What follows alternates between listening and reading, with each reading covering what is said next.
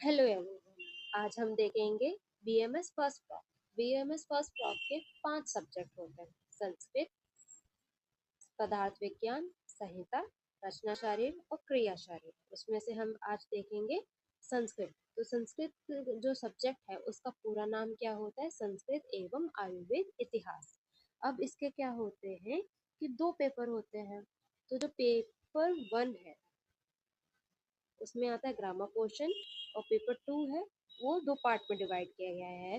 Part A ना, जो ए है वो है एमसीक्यूज का, जिसमें आयुर्वेद इतिहास आएगा। और पार्ट बी है, उसमें क्या है, पंचतंत्र की कहानियां होंगी, व्याख्या लेखन होगा और अन्वय लेखन होगा। ठीक। तो आज हम पढ़ेंगे पेपर 1। पेपर 1 का पहला टॉपिक है हमारा संस्कृत की वर्णमाला। अब संस्कृत की वर्णमाला है, महेश्वर सूत्र है, उच्चारण स्थान है, बाह्य प्रत्ययनानी है और अभ्यांतर प्रत्ययनानी है। तो आज हम पहला पार्ट लेंगे, उसमें क्या लेंगे हम? संस्कृत की वर्णमाला और महेश्वर सूत्र। बाकी नेक्स्ट पार्ट में हम नेक्स्ट टॉपिक्स देखेंगे उसके आगे। तो स्टार्ट करते हैं। सबसे पहले आएगा हमारा संस्कृत का वर्ण परिचय। तो हमने जानते ही हैं कि जो हिंदी की वर्णमाला है वही संस्कृत की वर्णमाला है, कोई ज्यादा डिफरेंस है नहीं। ठीक। तो सबसे पहले हम वर्ण को जानने की कोशिश करेंगे कि वर्ण होता क्या है।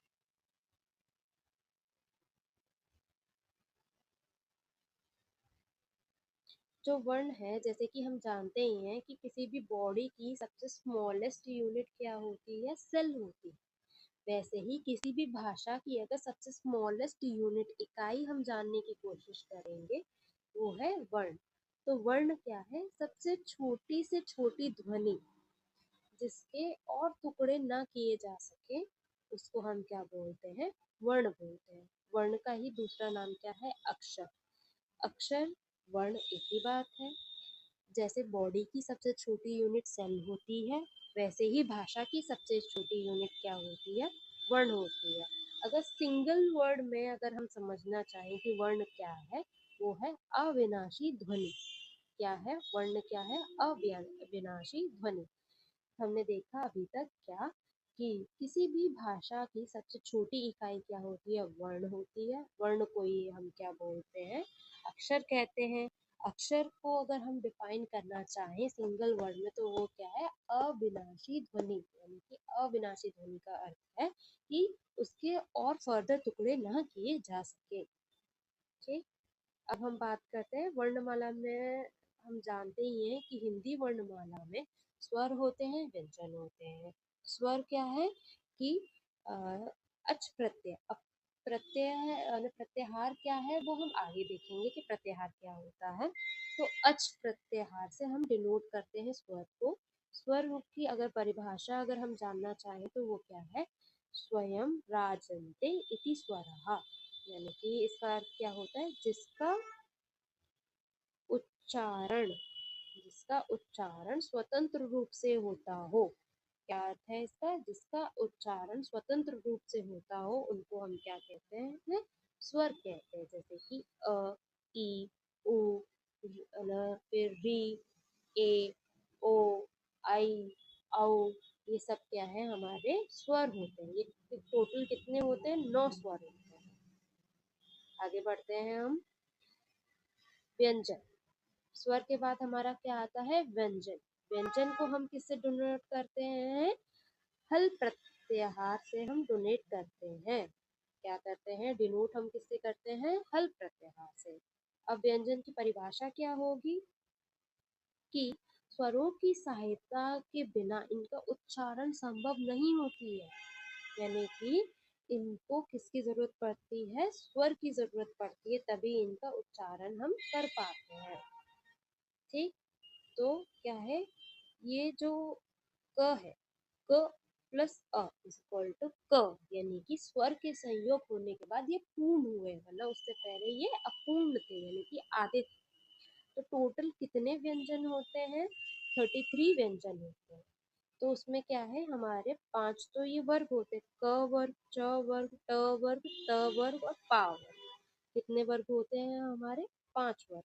वो कौन से? क, क वर्ग, च वर्ग, ट वर्ग, त वर्ग और पा वर्ग। इसमें कुल हर एक वर्ग में 5 वर्ण होते हैं। क ख, जैसे कि क वर्ग है उसमें क ख घ घ न। च वर्ग है च छ झ झ न। ट वर्ग में ट ठ ढ ढ न। त वर्ग में त थ ध ध न। फिर प वर्ग में प फ भ भ म। यानी कि ये 5 वर्ग, हर एक 5 वर्ग में 5 अनवर्ण होते हैं। ऐसे करके ये हमारे हो गए 25। अब बाकी क्या है, बाकी के है ना जो आगे के वो हैं, तो उसमें देखेंगे हम य र ल व श श स ह। य र ल व श श स ह, ये 8। तो 25 और 8 33 हमारे कितने हो गए, व्यंजन हो गए। ठीक, आगे देखते हैं। अब हमने ऊपर देखा जैसे कि इसमें क में हलंत लगा हुआ था, तो ये हलंत क्या डिनोट करता है वो हम बताते हैं। ये जो हलंत है वो क्या शो करता है, आधा वर्ण है, यानी कि आधा अक्षर है। जब यानी कि और स्वर रहित है। जब अगर इसको हम पूर्ण करेंगे, पूर्ण करना चाहते हैं, तो किसी भी एक स्वर की सहायता लेनी पड़ेगी।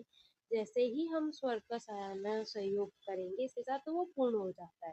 तो ये हलंत क्या शो करता है, अपूर्णता शो करता है, यानी कि आधा है, अभी पूर्ण नहीं हुआ। ठीक, फिर क्या है, ये हो गई हमारी वर्णमाला। अब हमारा सेकेंड टॉपिक है महेश्वर सूत्र। महेश्वर सूत्र में क्या बताया गया है कि जो हमारे कौन थे, महर्षि पाणिनि। कौन थे, महर्षि पाणिनि। जो क्या ये वो गए शिव जी के पास। उन्होंने शिव जी से बोला कि मुझे है ना क्या कहते हैं, ऐसी कोई चीज दीजिए जिससे मैं बहुत स्मॉल पोर्शन में ही, छोटे से छोटी चीजों से मैं एक बड़ा डिस्क्रिप्शन कर सकूं। तो उन्होंने क्या किया, शिव जी ने अपना डमरू वादन किया, यानी कि अपने डमरू को बजाया।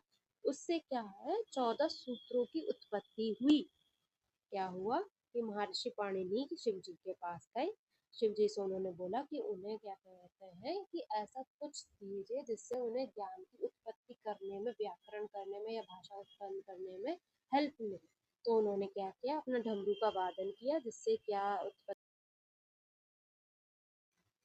महेश्वर सूत्र आप सबके लिए बहुत ही इम्पोर्टेंट है ना, क्या कहते हैं, थ्योरी के लिए भी और प्रैक्टिकल के लिए भी, वाइवा के लिए भी। क्योंकि सारे टीचर्स सब स्टार्टिंग ही अगर संस्कृत की करते हैं, वो हमेशा महेश्वर सूत्र से ही करते हैं। तो अब महेश्वर सूत्र है क्या, वो हम अब आगे देखते हैं। 14 सूत्र उसके क्या कौन से हैं। ठीक है, तो ये देखिए कि आपके जो 14 सूत्र हैं वो ये है।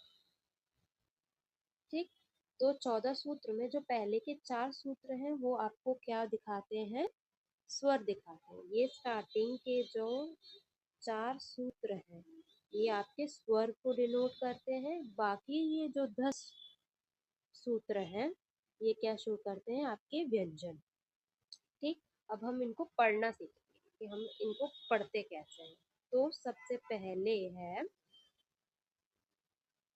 पहला सूत्र है हमारा अ ई उ ड। अ ई उ ड। अ ई उ ड। अ ई उ ड, यानी कि पहला सूत्र क्या है हमारा, अ ई उ ड। दूसरा सूत्र क्या है हमारा, री ली क। क्या है, री ली क। री ली क। पहला सूत्र क्या है, अ ई उड। दूसरा सूत्र क्या है, री ली क। री ली क। तीसरा सूत्र क्या है, ए ओ अंग। ए ओ अंग। ए ओ अंग।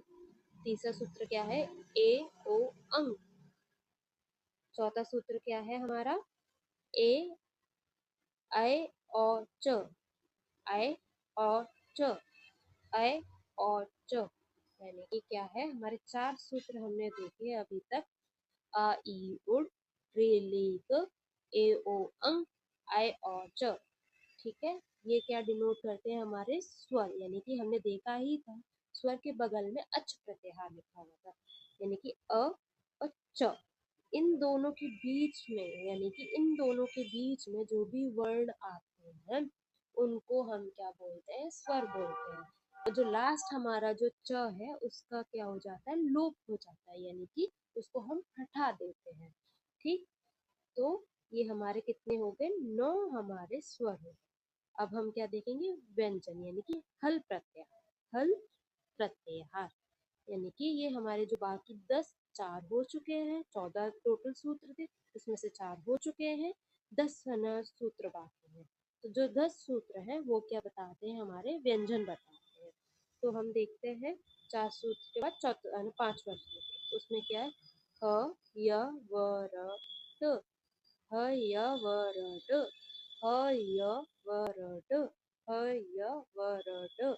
ठीक है, फिफ्थ हुआ। फिर है हमारा सिक्स। सिक्स तो बहुत छोटा है, लड़। सिक्स क्या है, लड़। सिक्स क्या है हमारा सूत्र, लड़।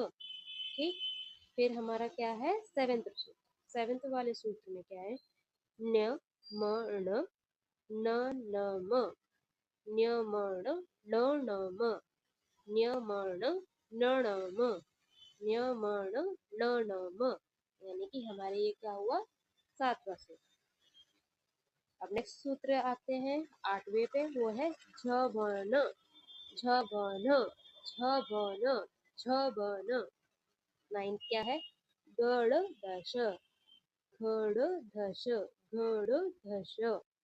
ठीक, फिर क्या है, यह ना 10वें वाले पे, जब गड़ दश, जब गड़ दश, जब गड़ दश। फिर क्या है, 11वां क्या है, ख प छ ट थ च ट त व, ख फ छ ठ थ च ट त व, ख फ छ ठ थ च ट त व, यानी कि ये हो गया। अब नेक्स्ट क्या है हमारा 12वां। 12वां पे है क प य, क प य, क प य।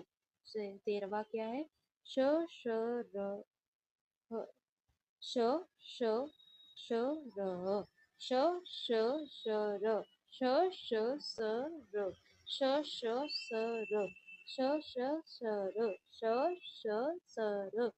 फिर क्या है, हल। लास्ट क्या है, हल।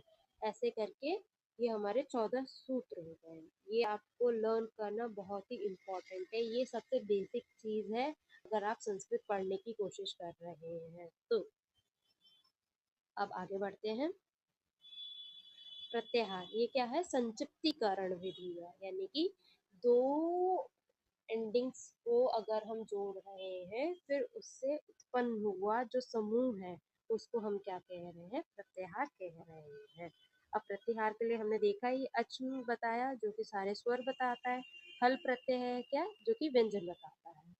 ठीक, अभी तक हमने क्या देखा, इसमें स्वर देखा, व्यंजन देखा, महेश्वर सूत्र देखा और प्रत्याहार देखा।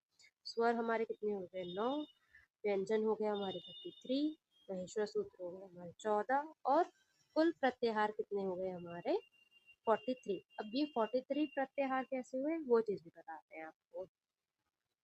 जैसे कि हमारे ये महेश्वर सूत्र है 14, ठीक है, उसमें हमने पहला अगर प्रत्याहार बनाया अ ई, ये पहला प्रत्याहार हुआ, फिर दूसरा अ उ, ये दूसरा प्रत्याहार हुआ, अ न यानी कि ये तीसरा प्रत्याहार, ऐसे अ री यानी कि ये चौथा प्रत्याहार, फिर अ ली यानी कि पांचवा प्रत्याहार, अ क यानी कि छठा प्रत्याहार। ऐसे ही करके अगर सबके साथ हम एक एक करके कॉम्बिनेशन बनाएंगे तो टोटल हमारे कितने कॉम्बिनेशन बनेंगे, 43 कॉम्बिनेशंस बनेंगे। उसी को हम क्या बोल रहे हैं, ये शो करता है कि ये हमारे कितने प्रत्याहार बने, 43 प्रत्याहार बने। ठीक है, आज के लिए इतना ही रखते हैं। नेक्स्ट वीडियो में हम देखेंगे आपका नेक्स्ट टॉपिक, वो क्या है, उच्चारण स्थान, बाह्य प्रत्यनानी और अभ्यंतर प्रत्यनानी। तो तब तक के लिए आप अपना ध्यान रखिए, पढ़ते रहिए। Thank you.